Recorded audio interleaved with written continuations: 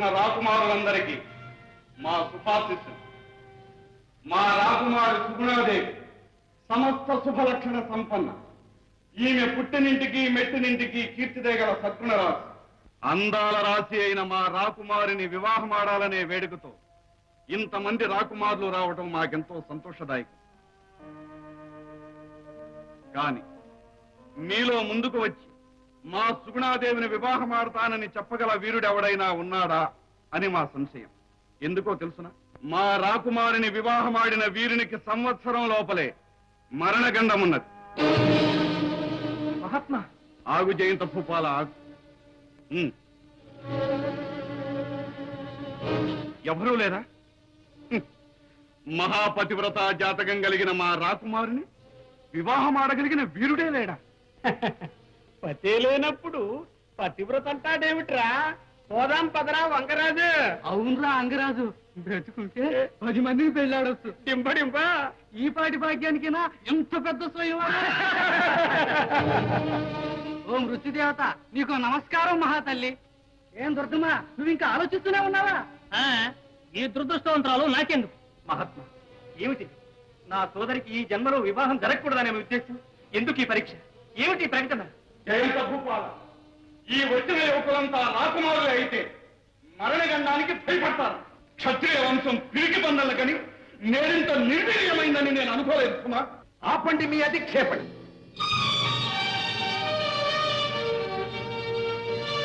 సుక్షత్రియ తేజం ఇంకా ఈ గడ్డ మీద నశించలేదు, నశించబోదు.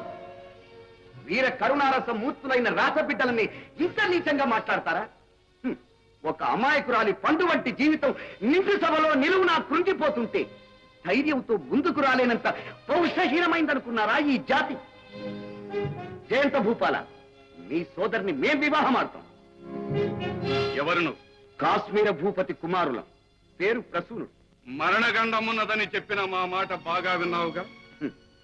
క్షత్రియ వీరుడు శాస్త్రాలకే భయపడతాడని భావించారా? ఫళా ప్రసూన ఫళ, నీ వంటి రాకుమార రత్నాన్ని గుర్తించడానికే మేమే యుక్తి పన్నాం. మంగళమూర్తి అయిన మా రాకుమారికేమిటి మాంగళ్య బలం లేకపోవడం ఏమిటి? స్వయంవర పరీక్షగా మాత్రమే మేము ఈ అసత్యాన్ని పలికాం. అన్యదా భావించు. జయంత భూపాల, ఇక మా పరీక్ష ముగిసింది. ప్రసూన, పౌరుష సింహుడివి, దయామూర్తివి అయిన నీకు మా సోదరునికి వివాహం చేయడానికి గర్విస్తున్నాం. సుగుణ,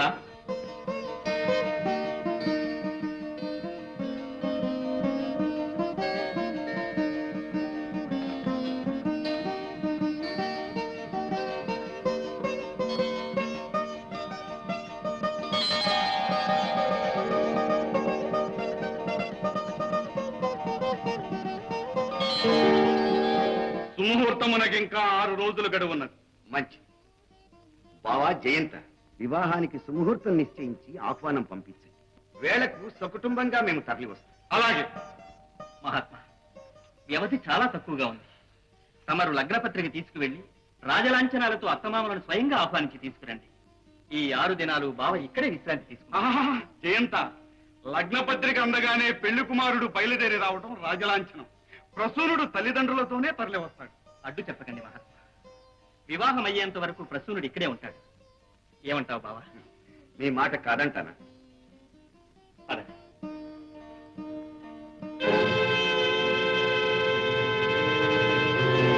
మనం చచ్చినా సరే ఒక్కళ్ళు తిరిగి రాదురా. చచ్చైనా సరే గట్టి చేతులతోనే వెళ్తావరా? టెంప ఆగండి గురు, ఆగండి.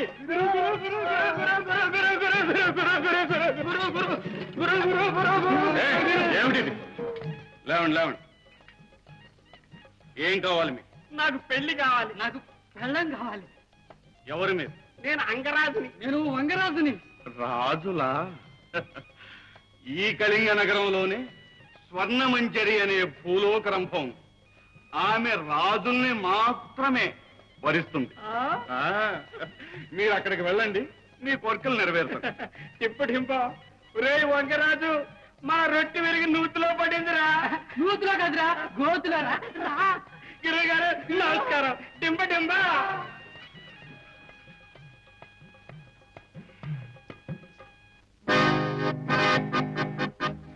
మహావీరుని వెంట పెట్టుకొని వస్తానన్నారు. ఇప్పుడేం చేయాలి? ఏం ఆలోచించారు? స్వయంవర పరీక్షకు నిలవలేక ఇండ్లకు పోవటానికి ముఖం చెల్లని ఇద్దరు మూర్ఖులకు నిన్ను ఎరగా చూపాను. వాళ్ళిద్దరూ నీ దగ్గరకు వస్తారు. నీ అందసందాలతో వాళ్ళని ఆకర్షించు. ఒక నియమం పెట్టు. ఏమని?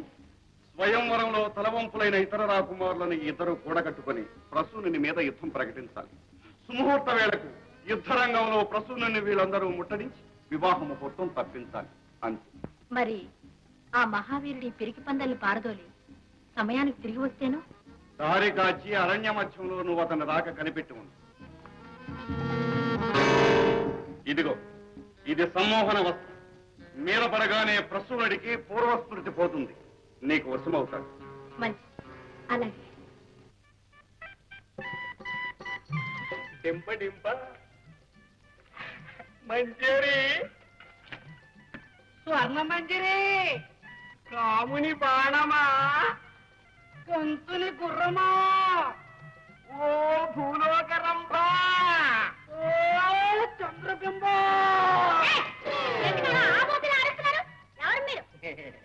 రాజులు రాజులు రసికులు రసికులు. ఎందుకు వచ్చారు రాజులు? ప్రేమించడానికి. డింప నిన్ను కాదు, స్వర్ణ మంజరిని. మా బాబులే వరించడానికి వచ్చారా? బాబు, దానికి ఇప్పుడు తీరుబడి లేదు. మీ మనసుని హరింపజేసి మీ రసికత్వానికి రాణింపదెచ్చే మరో తొయ్యలతో నెయ్యం కట్టండి రాజులు. ఒరే వంగరాజు, ఈ ముసిల్ది నిన్ను వరిస్తున్నాదిరా. అంగరాజు, ఆ ముసిల్ది నిన్ను తినేస్తుందిరా. చూసారా నా వలపు చూపులు? ఎవరి మీద వేసానో తెలియక తిక్కెత్తిపోతున్నారు రాజులు. మరి ఏమనుకున్నారు నా అనుభవం? నేను దాని అమ్మని. డింప నీ మాటలకి అక్షర లక్షలు. తీసుకో ముందు అల్పాహారం. ఇదిగో నా బహుమానం. మా బాబు నిలువు దోపిడీ చేస్తున్నారు. ఇస్తున్నా. అయ్యో, నిలబడే ఉన్నారే. రండి పదండి. డింప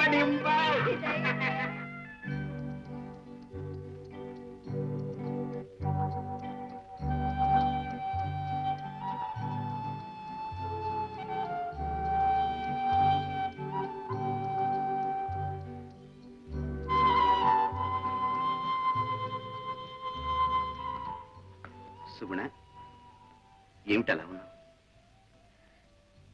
చొరవ తీసుకువచ్చినందుకు నన్ను క్షమించండి. నా వివాహ విషయంలో ఒక రహస్యం ఉన్నది. ఏమిటా రహస్యం? ఈ వివాహం నీకు ఇష్టం లేదా?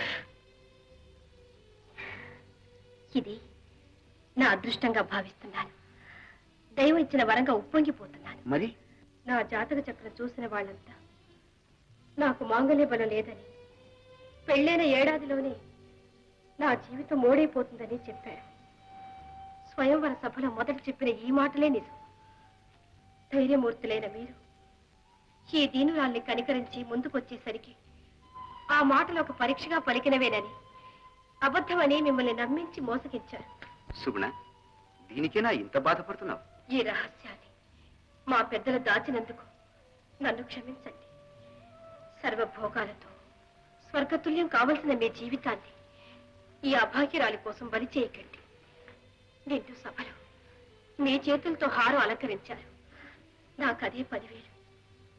ఆ తృప్తితో, ఆ ఆనందంతోనే నా జీవితాన్ని ముగిస్తాను. సుగుణ, నీకు భర్తగా ఒక్క క్షణం జీవించటమే నాకు 1000 ఏళ్ల ఆయుర్దాయంగా భావిస్తాను. మరణం మానవులందరికీ ఉంది. కానీ నీలాంటి గుణవతిని భార్యగా పొందే భాగ్యం నాకొక్కడికి ఉంది. ఆ అదృష్టానికి నన్ను దూరం చేస్తావా సుగుణ? అలా అనకండి. కోటి జన్మలెత్తినా నేనెప్పుడు మీ దాన్ని. సుగుణ, కనిపించని భవిష్యత్తు తలుచుకుంటూ కంపించిపోతూ ముందున్న బంగారు జీవితాన్ని పాడు చేసుకుంటామా? మరుక్షణంలోనే రాలిపోతానని భయపడితే ఏ పుష్పమైనా కళకళలాడుతూ వికసిస్తుందా? నీ అనురాగ బలంతో నాకు నిండు జీవితం ఉంది. భయపడకు సుగుణ. ప్రభు, సుగుణ,